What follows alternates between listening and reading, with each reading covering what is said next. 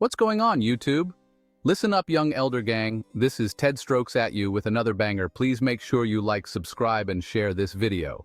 Fam, I hope this video get at least 100,000 likes. In this video, you will find history definitions, scripture information, and best of all, what we Americans have been deprived of from the beginning. The truth, keep in mind, this content used in this video is intended for entertainment, educational, and informational purposes only. We will give you the total truth as we best understand it today. Be sure to hit that like button. Young elder gang, hit that subscribe button. If you're new to the channel, hit that bell, and don't forget to check back with us every day for new content. Let's break down the US government. It's a complex machine. Think espresso maker, lots of buttons, lots of noise, and you hope it works. So, who's running it? The president? Congress? Some secret society? Actually, it's you, the American people. The government is a system created and powered by us. We lend our authority to a few people to get things done, but we set the rules. The Constitution is our instruction manual. It tells officials what they can and can't do, and what happens if they mess up. Every job and title in government starts with the people. From the president to the person deciding on beetle protection, they all work for you. They're public servants, meant to serve the public, not themselves. It's a simple idea, but it's the core principle: government of, by, and for the people. The system is designed to work for everyone, not just the loudest or richest. Remember, you're the boss, even if you can't remember your Netflix password. The government isn't some alien force, it's us, organized. We lend power, but we also set boundaries, like lending your car with rules. The Constitution is the rule book for those we trust with our power. It's the foundation of the American experiment. So as we dive in, keep in mind, every bit of authority traces back to you. That's the big idea behind the whole machine. If the people are the owners, the government is split into three branches. Think of it as a three-ring circus. First, the legislative branch, Congress. They make the laws, control the money, and set the national agenda. Congress is supposed to listen to the people and turn our needs into laws. Next, the executive branch, the president, vice president, and a host of departments. They put laws into action and run the day-to-day business. The president is the CEO, making sure the government runs and laws are enforced. Finally, the judicial branch, the Supreme Court and lower federal courts. They interpret the laws and make sure everything follows the Constitution. Congress writes the script, the president directs, and the courts referee.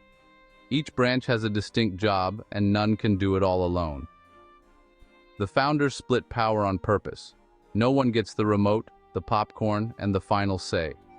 The system is messy, but it's designed to keep things balanced. Congress debates and writes laws, the president enforces them, and the courts judge if they're constitutional. No branch is above the others. The Supreme Court can strike down laws that break the Constitution. The president can veto laws, but Congress can override. It's a constant balancing act. That's how the three branches keep each other in check.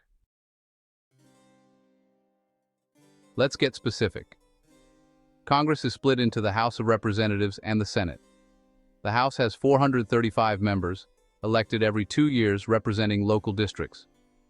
The Senate has 100 members, 2 per state, serving 6-year terms for stability.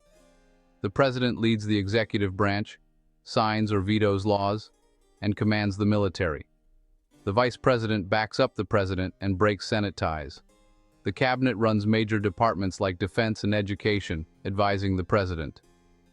The Supreme Court has 9 justices, appointed for life to stay independent from politics. They interpret laws and ensure government stays within constitutional limits. All these roles are connected. A bill needs both houses and the president to become law. The president can't spend money without Congress's approval. The Supreme Court can strike down unconstitutional laws. It's a system of interlocking responsibilities. Each branch checks the others, so no one gets too powerful. It's like a national game of rock, paper, scissors. Everyone has a role. That's how the government keeps itself in balance. Where does government power come from? Delegation, from the people. The Constitution starts with "we the people." That's us, holding the original power. Since millions can't vote on every issue, we elect representatives to act for us. We choose Congress members and the president through elections. Power flows from the people to officials who are accountable to us. If they fail, we can vote them out. Once elected, officials delegate further. Presidents appoint cabinet secretaries to run departments. Secretaries manage areas like defense or finance, but answer to the president, who answers to us. In Congress, leaders like the Speaker and Majority Leader are chosen by their peers, who answer to voters. Even judges, though not elected, are nominated by the President and confirmed by the Senate, both chosen by the people. It's a pyramid of responsibility, with the voter at the top. Authority isn't inherited, it's earned and temporary. The chain of command always leads back to the people. This is what makes the U.S. a republic, not a monarchy. Delegation keeps the system running, but accountability keeps it honest. Every official, at every level, ultimately answers to the voters. That's the heart of American Republic. The people are always the source. The Constitution is the government's rulebook, the supreme law of the land. No one is above it, not the President, Congress, or the courts. It sets up the government's structure, powers, and limits. Every federal official swears an oath to the Constitution, not to a person or party. This oath binds everyone to the same rules and the rule of law. The Constitution protects our rights from government overreach. It's a stable framework, designed to last through changing times. The courts interpret the Constitution, applying its principles to new issues. That's why debates about its meaning never end. It's a living document, but its authority is unshakable. The Constitution is the anchor of American government. The founders feared concentrated power, so they built checks and balances into the Constitution. Each branch can limit the others. No one gets unchecked control. Congress passes bills, but the president can veto them. Congress can override a veto with a 2/3 vote. The president commands the military, but only Congress can declare war and fund it. The president nominates officials and judges, but the Senate must confirm them. The courts can declare laws unconstitutional, striking them down.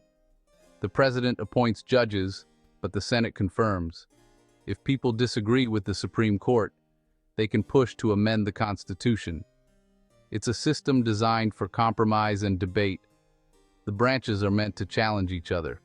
This prevents any one group from taking over. Checks and balances are the engine of American democracy. It's frustrating at times, but it keeps power in check. That's how freedom is protected. The U.S. government wasn't always this way.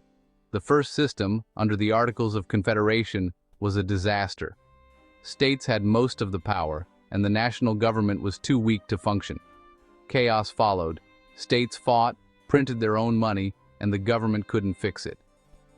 Shays' Rebellion showed the need for a stronger central government. In 1787, delegates met in Philadelphia to fix the Articles, but ended up writing a new constitution.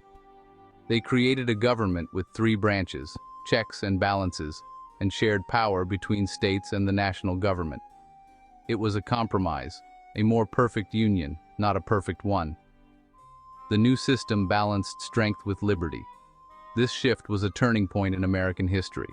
The Constitution made the U.S. a true nation. It's the foundation for everything that followed. That's how the American experiment began. Continuity of government, COG, is the coordinated effort across all branches of government, executive, legislative, and judicial, at all levels, federal, state, local, to ensure essential functions, constitutional authority, and the ability to govern continue to operate during a catastrophic emergency or attack. COG involves plans, procedures, and facilities designed to preserve governmental capabilities and services, thereby maintaining stability and public trust in the face of widespread disruption or destruction. COG ensures that crucial governmental tasks, such as enacting laws, conducting essential services, and maintaining the rule of law, can continue. It provides mechanisms for leadership continuity, including succession plans for federal and state officials, to prevent governmental collapse after an attack or disaster. By keeping the necessary governmental bodies operational, COG safeguards the constitutional framework and the nation's ability to govern itself. A robust COG program helps to reassure the populace that their government remains capable and in control during crises. Governments develop detailed plans, administrative procedures, and emergency plans to guide their response to potential disasters or attacks. Secure facilities, such as bunkers, are designed to house key personnel and facilitate government operations when primary locations are compromised. Personnel are trained and designated to ensure a continuity of personnel can take over essential roles, especially in the event of widespread incapacitation. These plans define the order in which officials will assume leadership roles if the primary leadership is incapacitated or killed. COG is critical for a nation to respond effectively to catastrophic events like terrorist attacks, pandemics, or natural disasters that could otherwise cripple governance. It is a core component of national security, ensuring the government's ability to lead and protect the nation under extreme circumstances. The continuity of government provides stability and confidence to the public and to other nations during a crisis. Delegation is how government works. No one person can do it all. Congress passes laws like meat inspection and gives the job to the executive branch. The President delegates to the Department of Agriculture, which delegates to agencies, which delegate to inspectors. Each person has a specific, limited authority and is accountable up the chain. If someone fails, accountability moves up to the President and ultimately to the people. This structure exists everywhere, in the military, in agencies, in every department. Delegation keeps the government running smoothly. It's a system of trust and responsibility. Without it, government would grind to a halt. Defined roles and clear lines of authority make the system work. That's the power of delegation. Why does all this matter? Because this system protects your liberty. The slow, complicated process is intentional. It stops rash decisions and power grabs. Delegated authority reminds officials they're employees, not rulers. The Constitution is their job description, binding everyone to the same rules. This structure separates a republic from a dictatorship. Checks and balances, federalism, and the constitutional oath all protect your rights. The system forces compromise and debate, guarding against tyranny. Understanding government isn't just academic, it's your civic duty. If we're the bosses, we need to know how things work and who's accountable. The American experiment depends on an informed public. It depends on us. That's how the U.S. government is supposed to work.